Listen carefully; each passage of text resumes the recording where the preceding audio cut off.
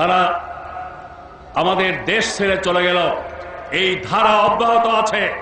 তাদের নৈতিক আদর্শিক প্রভাব প্রতিষ্ঠিত থাকছে এটাকে কেন্দ্র করে। হযরত উলামায়ে কেরামের কাছে আমি বিশেষভাবে আবেদন রাখব, এখনো আমাদের দেশের রাজনৈতিক, সামাজিক, প্রশাসনিক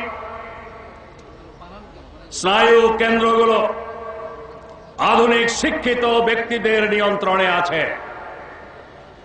এদের সাথে স্থায়ী বৈরী ভাব বজায় রেখে, মোল্লা মিস্টারের পার্থক্য বহাল রেখে ইসলাম কায়েমের স্বপ্ন দেখার কোনো সুযোগ নেই। আধুনিক শিক্ষিত ব্যক্তিদের প্রতি হযরত উলামায়ে কেরামকে সহানুভূতিশীল হতে হবে। তাদেরও অভিভাবক আপনারা দরদ ভরা মন নিয়ে তাদের কাছে আল কোরআনের শিক্ষা, আল হাদিসের শিক্ষা, ইসলামের সঠিক পরিচয়, বর্তমান যুগ সন্ধিক্ষণে ইসলাম মানুষের শান্তি, নিরাপত্তা, মৌলিক চাহিদা, মৌলিক অধিকার, গণতান্ত্রিক মূল্যবোধ প্রতিষ্ঠায় কি ভূমিকা রাখতে পারে এটা তুলে ধরতে হবে।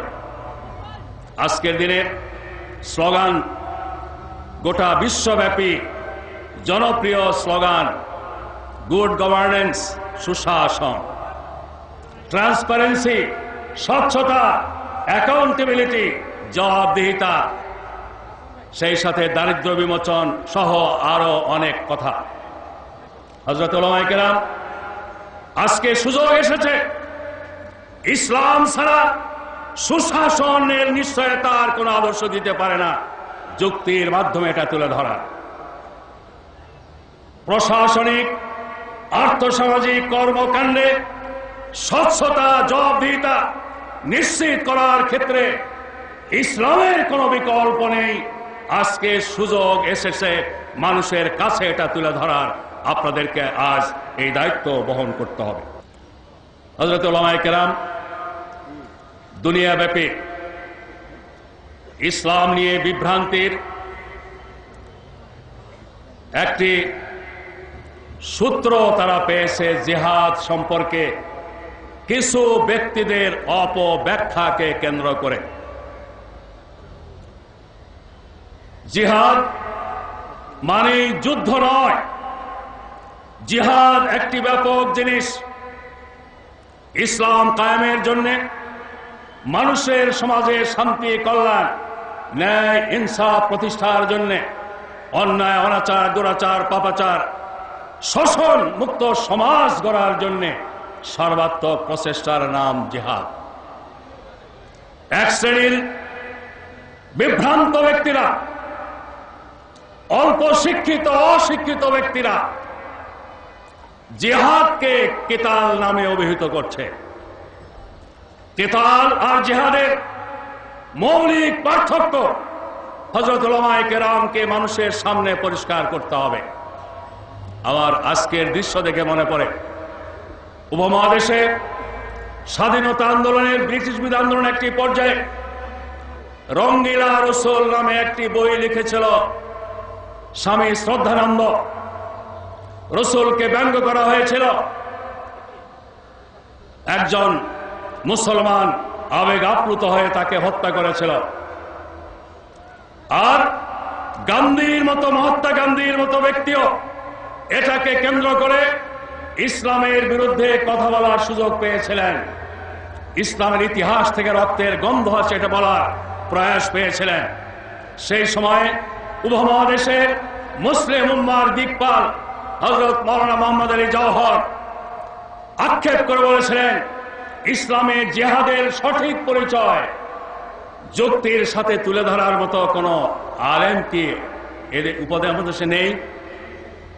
মুহাম্মদ আলী জওহরের এই কথা দাগ কেটেছিল যুবক ব্যক্তি সৈয়দ আবুল আলা মওদুদীর হৃদয়। তিনি সেই সময় জিহাদ সম্পর্কে বিভ্রান্তি দূর করার জন্য আল জিহাদ ফিল ইসলাম নামে বইটি লিখেছিলেন। জমিয়ত উলামায়ে হিন্দের মুখপত্র আল জমিয়ত এটা ধারাবাহিকভাবে প্রকাশ পেয়েছে। তৎকালীন জমিয়ত উলামায়ে হিন্দের সাধারণ সম্পাদক এই বই পড়ার জন্য ইশতেহার দিয়েছিলেন। আমি আজকে আপনাদের মাধ্যমে দল মত নির্বিশেষে সকল উলামায়ে কেরামের কাছে বলতে চাই, ইসলামের জিহাদ নিয়ে যে বিভ্রান্তি সৃষ্টি করা হচ্ছে, কোরআন থেকে আপনারা এটা তুলে ধরুন, হাদিস থেকে তুলে ধরুন, আর মন চাইলে মৌলানা মওদুদী রচিত আল জিহাদ ফিল ইসলাম বইয়ের সাহায্য নিয়েও এই কাজটি আপনারা করতে পারেন।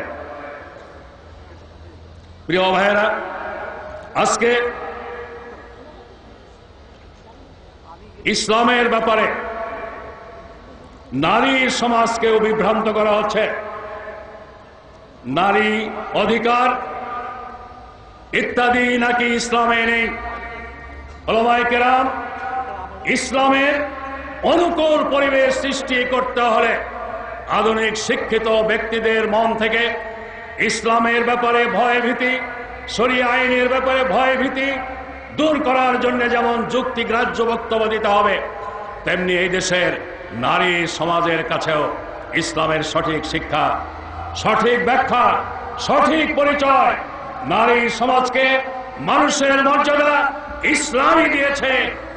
আজকের দিনে নারী ক্ষমতায়নের নামে, নারী অধিকারের নামে বিশ্বব্যাপী নারী সমাজকে এক শ্রেণীর দুষ্ট মানুষের ভোগের সামগ্রী হিসেবে ব্যবহারের যে চক্রান্ত ষড়যন্ত্র চলছে, তার থেকে মুক্তি দেওয়ার একমাত্র উপায় ইসলাম, ইসলাম এবং ইসলাম।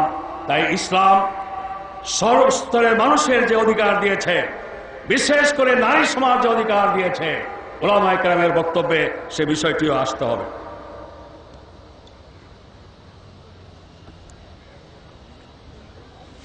এক শ্রেণীর মানুষ ইসলামে গণতন্ত্র নাই এই কথাটা বলে খেলাফতি শাসন ব্যবস্থাকে গণতন্ত্র থেকে আলাদা প্রমাণ করার চেষ্টা করে বিভ্রান্তি ছড়াচ্ছে। ইসলামের দুশমনরা এটাকে নিয়ে ব্যবহার করে।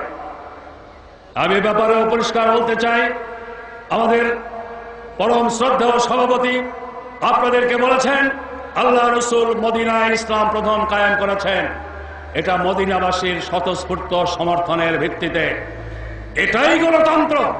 অতএব আজকের দিনে গণতান্ত্রিক মূল্যবোধের ব্যাপারে ইসলাম যতটা নিশ্চয়তা দিতে পারে, ইসলাম পন্থীরা যতটা গণতন্ত্র প্র্যাকটিস করে, অন্যদের মধ্যে ততটা আছে কিনা মানুষ খোঁজ নিয়ে দেখতে পারে।